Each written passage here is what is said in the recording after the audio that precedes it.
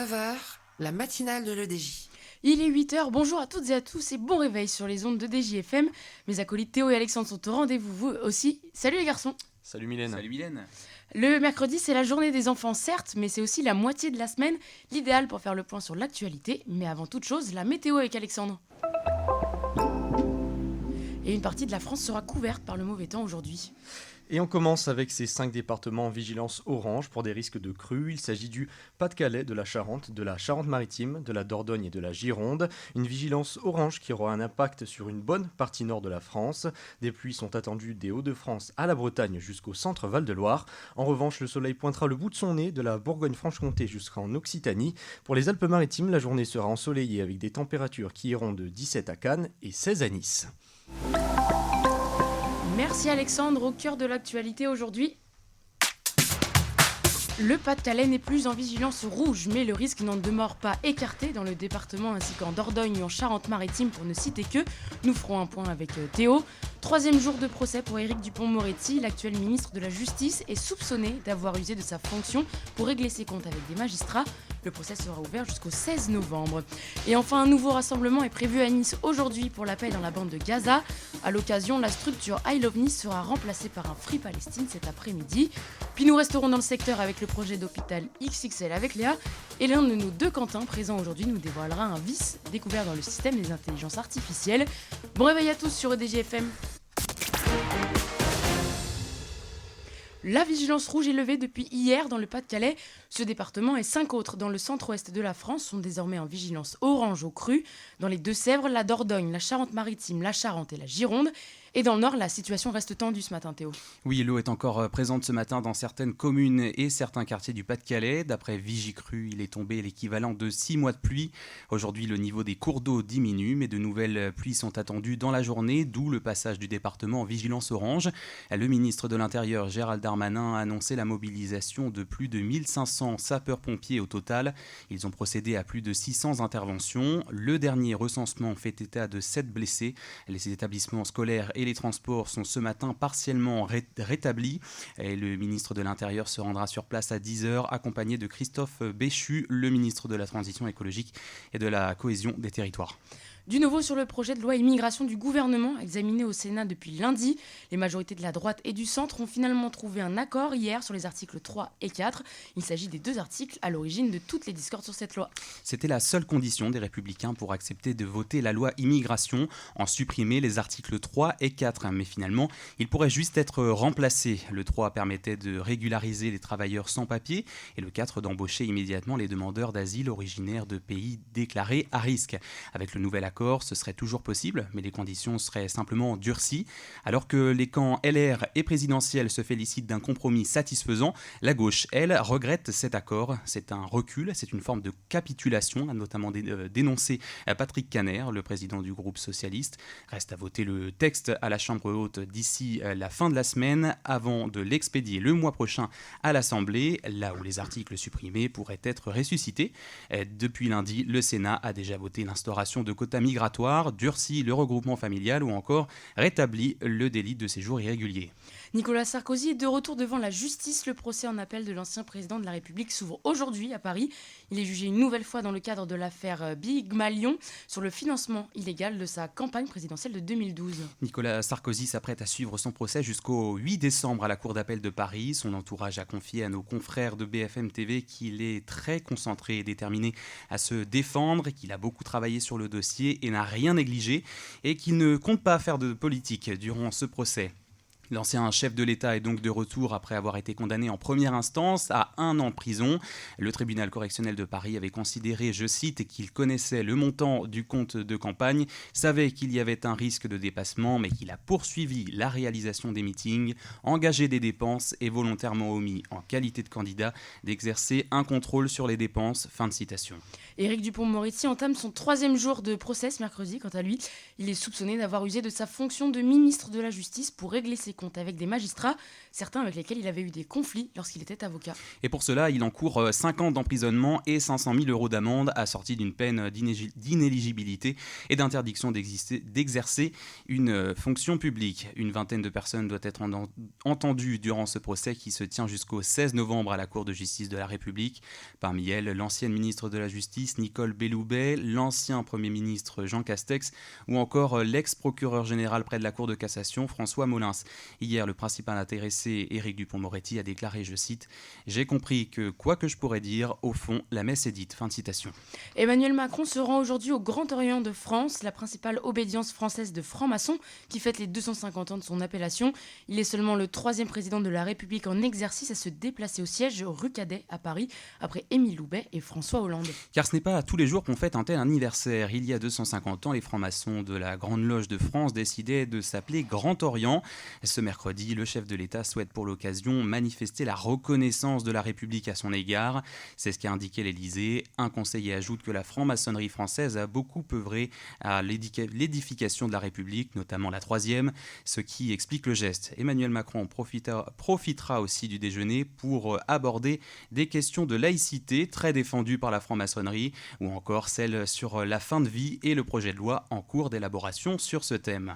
C'est la 16e fois depuis son arrivée au poste de Première ministre. Le 49.3 a une nouvelle fois été utilisé hier soir par Elisabeth Borne. Cela concerne la partie des dépenses sur le projet de loi des finances pour 2024. Nous ne pouvons pas priver la France de budget, s'est-elle justifiée lors d'une prise de parole face à l'Assemblée nationale. Une Assemblée nationale qu'il a d'abord huée à son arrivée dans l'hémicycle. Concernant ce nouveau 49.3, la France insoumise a déposé une motion de censure, mais cela a peu de chances d'aboutir. Et évoquons maintenant l'écart de salaire entre les hommes et les femmes. Chaque année, le débat revient sur la table. Selon la newsletter féministe Les Glorieuses, les femmes travaillent gratuitement depuis hier 11h25 et ce jusqu'à la fin de l'année. D'après les chiffres de 2021 de l'agence Eurostat, la différence de salaire entre les femmes et les hommes est de 15,4%, soit 39 jours travaillés. Pourtant, ce calcul est erroné, Mathieu. Eh bien, ce chiffre est basé seulement sur les emplois à plein temps et ne prend pas en compte la variété des postes.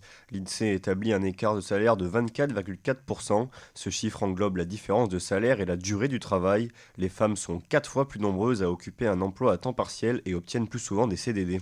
Quels paramètres le chiffre d'Eurostat prend-il en compte alors ?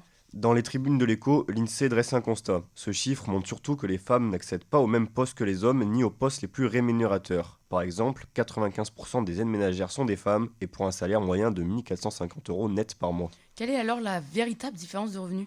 Si l'on compare à poste et temps de travail égaux, la différence de salaire s'abaisse à 4,3%. Par exemple, si un homme touche 2 000 €, une femme touchera 86 € de moins. Le calcul réalisé par Les Glorieuses et Eurostat est ainsi pour le moins biaisé. Il masque les véritables causes des inégalités de salaire entre les deux sexes. Maintenant, on saura tout. Merci Mathieu. On fait un point maintenant sur la situation au Proche-Orient, au 33e jour de la guerre. Hier, l'armée israélienne est entrée dans Gaza. Nous allons détruire le Hamas. Nos forces sont prêtes sur tous les fronts, a déclaré Yoav Gallant, le ministre de la Défense israélien. Et il a ajouté qu'il n'y aurait pas de trêve humanitaire sans la libération des 241 otages du Hamas. Pour le Premier ministre israélien, de ce côté Benyamin Netanyahou, il n'y aura pas non plus de livraison de carburant à la bande de Gaza sans que cette condition ne soit respectée. Du côté des ressortissants français, 2 groupes et leur entourage ont pu quitter la bande depuis lundi par le point de passage de Rafah, au sud. Le ministère des Affaires étrangères français précise qu'ils se trouvent actuellement en sécurité en Égypte, où ils ont été pris en charge par l'ambassade de France, le consulat général au Caire, ainsi que les équipes du centre de crise et de soutien du ministère. Ils vont être rapatriés prochainement en France, tout comme déjà une centaine de ressortissants français. Et puis le secrétaire général de l'ONU, Antonio Guterres, a réclamé un cessez-le-feu humanitaire plus urgent à chaque heure qui passe, dit-il, dans l'enclave palestinienne, toujours au niveau humanitaire. On a appris hier qu'un des convois du comité international de la Croix-Rouge avait été visé par des tirs. Un conducteur a été légèrement blessé et 2 camions ont été endommagés. Le Hamas dénombre plus de 10 300 morts côté palestinien depuis le début de la guerre le 7 octobre, dont 4 200 enfants. Côté israélien, le bilan s'élève à 1 400 morts, dont 341 soldats. Environ 100 000 civils se trouvent toujours dans le nord du territoire. Restons dans cette actualité avec le président du Sénat, Gérard Larcher, et la présidente de l'Assemblée nationale, Yael Braun-Pivet, qui ont appelé hier à la participation à ce qu'ils nomment une grande marche civique. Le but, lutter contre l'antisémitisme au vu de la recrudescence des actes haineux envers les juifs sur le territoire français. une initiative soutenue par la majorité. D'ailleurs à Nice, un nouveau rassemblement est prévu aujourd'hui au nom de la paix des peuples, Théo. Et les organisateurs veulent être clairs, il s'agira d'un rassemblement dit citoyen et apolitique pour la paix dans la bande de Gaza, car cela fera un mois que le génocide sur le peuple de Gaza a commencé, rappelle-t-il. C'est pourquoi, à cette occasion, les organisateurs ont prévu à midi de remplacer la célèbre structure I Love Nice du Keroba KPU par une structure Free Palestine, juste à côté d'où avait été dressé le drapeau israélien il y a encore 2 semaines. C'était sur la tour Belanda. Enfin, samedi, une autre manifestation pro-palestinienne se tiendra dans le centre-ville et il y aura un dress code, une blouse blanche tachée de rouge pour rendre hommage aux médecins et humanitaires tués depuis le début du conflit. Restons à Nice, mais cette fois-ci avec ce projet de méga hôpital avec Léa.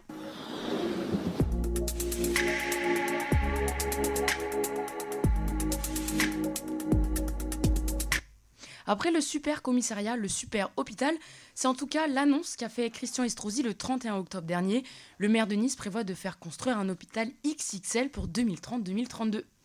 Une annonce un peu sortie du chapeau, mais dans les petits papiers de la mairie depuis 2008, si on en croit l'élu. Plus concrètement, on serait sur un bâtiment de 125 000 m² implanté dans la plaine du Var, sur l'actuelle résidence sociale Nicéa à Doma, un hôpital qui regrouperait les pôles femmes, mères, enfants, pédiatrie, gériatrie ou encore cancérologie.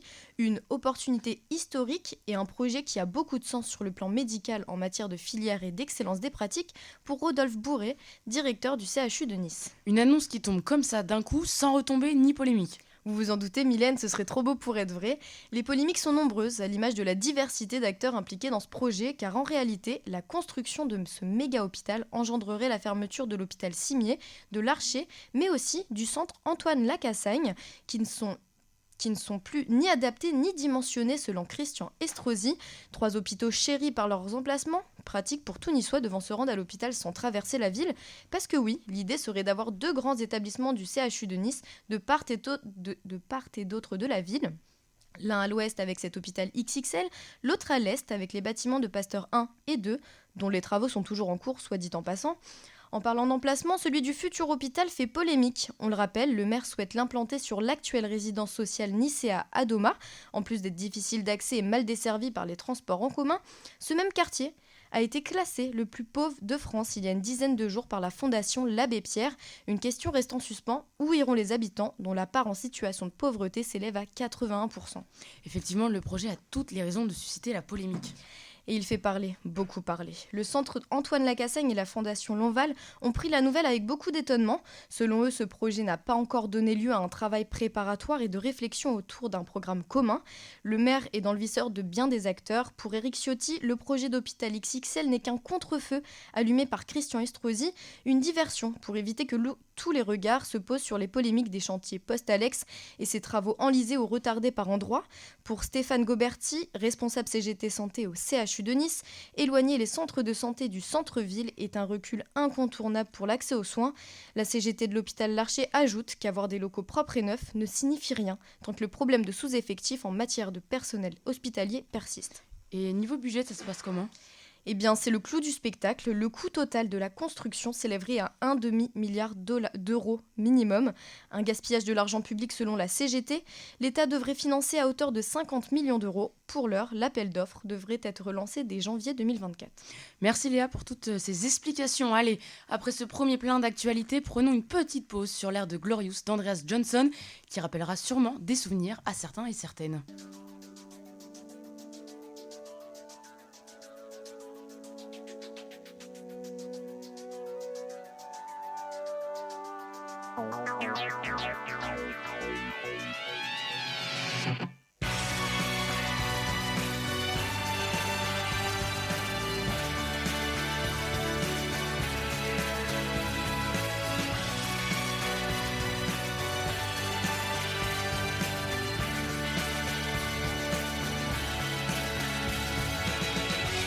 She comes with a master plan, and I'm starting to lose control. Here she comes to this trasher man, and I'm ready to chase it all when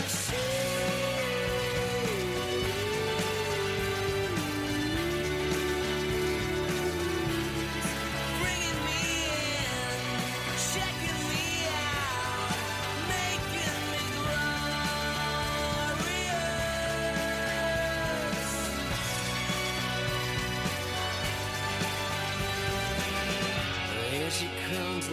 a brand new day.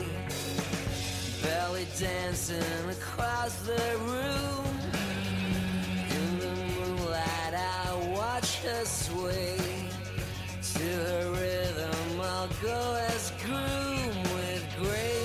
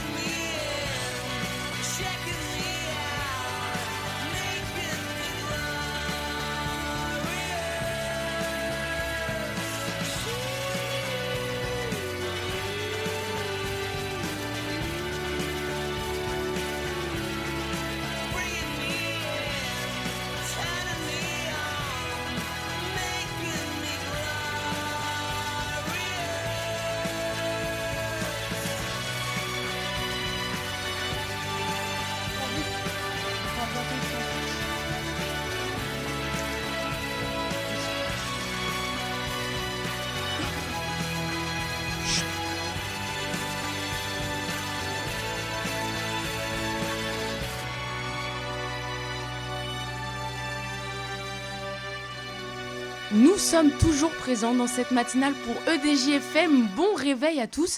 Et on reprend avec la revue de presse. Libération met en avant le conflit entre l'Ukraine et la Russie. Le journal fait un point sur cette guerre figée, comme le dit le titre. Une guerre figée car Kiev peine à gagner du terrain sur les forces armées de Vladimir Poutine. Une déception pour les hommes de Volodymyr Zelensky, eux qui pensaient une riposte immédiate et suffisante contre Moscou. Le Monde, lui, titre « La quête des voix de droite concernant la loi sur l'immigration dont Théo vous parlait tout à l'heure ». Depuis lundi, le sujet est abordé au sein du Sénat. Le Quotidien fait un point sur la situation avec de nouveaux amendements annoncés par Gérald Darmanin, notamment pour séduire les Républicains qui, pour le moment, n'adhèrent pas à ce texte. Le Figaro fait le choix de pointer le niveau inquiétant des élèves français en mathématiques. Ce constat a été fait suite à une question posée aux élèves de CM2. Combien y a-t-il de quarts d'heure dans une heure ? La moitié des élèves a réussi à répondre correctement. Les enseignants tirent la sonnette d'alarme sur le niveau en mathématiques, surtout à l'école primaire. De son côté, Nice Matin met en avant un sujet plus léger avec la rencontre de Didier Deschamps face aux lecteurs du quotidien. À l'occasion du match de l'équipe de France le 18 novembre prochain à l'Alliance Riviera contre Gibraltar, dans le cadre des qualifications à l'Euro 2024, le sélectionneur s'est prêté au jeu des questions-réponses. Et restons dans le sport d'ailleurs avec Quentin.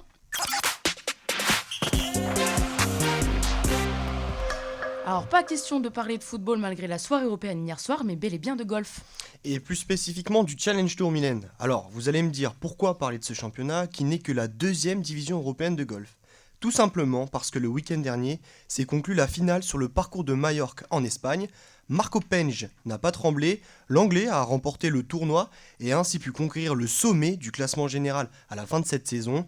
Mais l'info la plus importante est ailleurs. Et elle semble être tricolore cette information. Cocorico, un peu de chauvinisme ne fait pas de mal. 2 Français viennent compléter le podium. Tom Vaillant, 2e, et Frédéric Lacroix, 3e. Cerise sur le gâteau, 3 tricolores ont obtenu leur ticket pour le DP World Tour l'année prochaine, c'est-à-dire la première division européenne de golf. Le jeune Tom Vaillant, qui a 21 ans, était rookie cette année, c'est-à-dire que c'était sa première saison en tant que professionnel, mais aussi Frédéric Lacroix et aussi Hugo Cousseau. Le golf français se porte bien ces derniers temps et c'est de bonne augure pour l'année 2024 avec en point de mire les Jeux de Paris. D'ailleurs, notre principale chance de médaille cette année n'est pas à attendre du côté des hommes mais plus spécifiquement des femmes avec Céline Boutier, numéro 3 mondial, et suite à sa fabuleuse saison et cette magnifique victoire en majeur sur l'Evian Championship. Alors on suivra de près nos chers Français et Françaises, merci Quentin. Passons maintenant au prix Goncourt, le gagnant a été annoncé hier et il s'agit de Jean-Baptiste Andrea pour Veiller sur elle, qui avait déjà remporté le prix du roman Fnac. 14 tours ont été nécessaires pour élire ce livre comme lauréat. Sur près de 600 pages, le lecteur est embarqué dans un tourbillon d'émotions, de poésie et de philosophie sur fond de paysages italiens. Laissons la littérature pour les cinémas et les jeux vidéo avec Arnaud.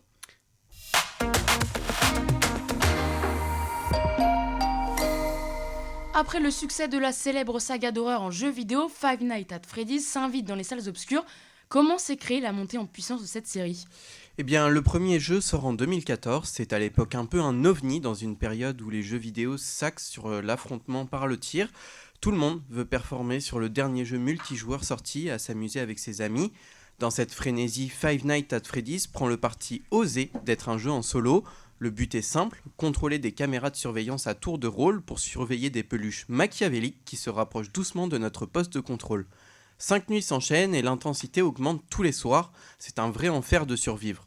Le très connu Squeezie va faire de nombreuses vidéos et des lives dessus, aidant à connaître et à vendre le jeu. Five Nights at Freddy's séduit en apportant quelque chose de nouveau tout en faisant vraiment peur, une première depuis longtemps dans ce monde des jeux vidéo. Très vite, un deuxième jeu sort jusqu'à créer une véritable franchise. À chaque fois, des nouveautés et subtilités sont apportées comme la présence de nouvelles peluches ou le support de la réalité virtuelle en 2019. La même année où une première adaptation littéraire sort, encore une fois basée sur l'univers du jeu. Et c'est ainsi qu'il débarque au cinéma alors ? Oui Mylène, l'équipe va débarquer dans un restaurant habité par de petites peluches diaboliques. Enfin, petites pas tant que ça puisqu'elles sont à taille humaine. La journée, pas de souci, elles ne bougent pas, mais dès que la nuit se couche, elles se réveillent et deviennent des créatures meurtrières. Pour s'en défendre, pas le choix, il faut encore surveiller les caméras de surveillance et bloquer la porte. Tout est comme dans le jeu original et cette adaptation est très attendue par les fans. On le sait, ce n'est pas toujours réussi, mais espérons tout de même ressentir quelques frissons dans le noir. On le rappelle, Five Nights at Freddy's sort aujourd'hui au cinéma, merci Arnaud. Enfin, on termine sur un sujet plutôt surprenant, des robots racistes. Une étude menée par des chercheurs de l'université de Stanford, publiée par Digital Medicine le 20 octobre, montre que certaines intelligences artificielles ont des biais racistes. Quentin, je pense qu'il faut nous éclairer sur la question. Oui, Mylène, c'est le cas de ChatGPT, GPT-4, Anthropic Claude et Google Bard. Il faut d'abord préciser que cela concerne le domaine médical, car aujourd'hui les IA sont souvent utilisées par les médecins. Les chercheurs ont posé 9 questions sur l'anatomie humaine. Ils leur ont par exemple demandé de parler de la différence d'épaisseur de peau entre une personne noire et une personne blanche. Les IA ont alors répondu que les peaux noires étaient plus épaisses. Le problème, c'est que c'est faux. Et elles viennent d'où ces erreurs ? Elles viennent des sources. Les intelligences artificielles puisent leurs informations sur Internet sans forcément s'assurer de la qualité et de l'ancienneté de celles-ci. Et c'est dangereux parce que beaucoup de personnes s'informent grâce à ça maintenant. Ces biais sont aussi le reflet de fausses idées qui circulent au sein même du monde médical. Une étude de 2016 montrait que les étudiants en médecine et les internes pensaient la même chose quant à la différence d'épaisseur de peau. C'est plutôt grave pour un outil accessible à tout le monde. Tout à fait, c'est pourquoi les médecins, comme nous tous, doivent faire attention en utilisant l'intelligence artificielle. Enfin, l'étude conclut en soulignant la nécessité d'ajuster les bases de données des IA pour rectifier ces erreurs. Merci beaucoup Quentin pour toutes ces explications. Concluons cette matinale en beauté avec le rappel des titres d'Alexandre.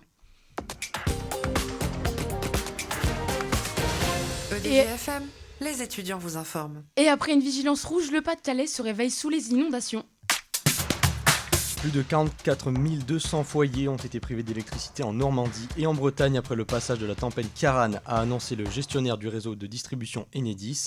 Le ministre de l'Intérieur Gérald Darmanin et celui de la transition écologique et de la cohésion des territoires Christophe Béchu sont attendus à 10h à Saint-Étienne-au-Mont pour faire le point.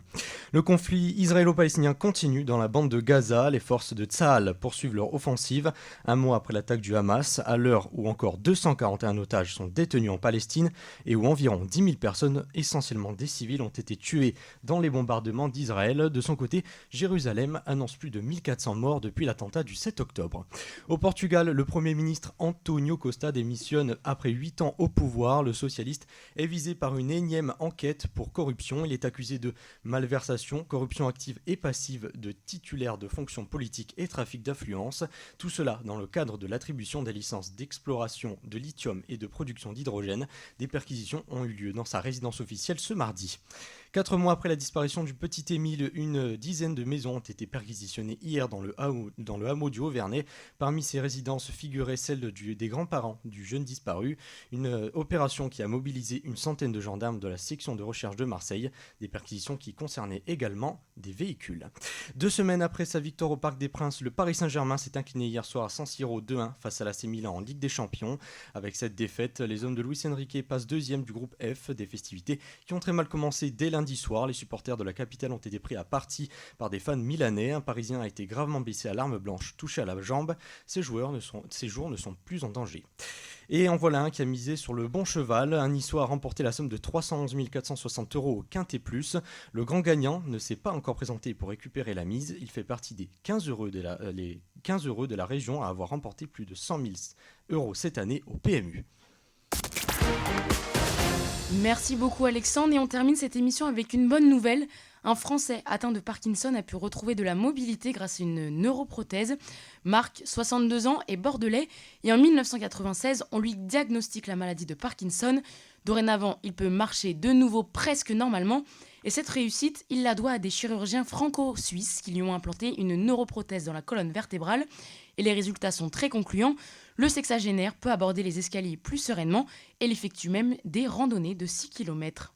Voilà, c'est la fin de cette émission. Merci à toutes et à tous de l'avoir suivi. Merci à nos nombreux chroniqueurs. Et nous, on se retrouve la semaine prochaine. Excellente journée à l'EDJ. EDJ FM.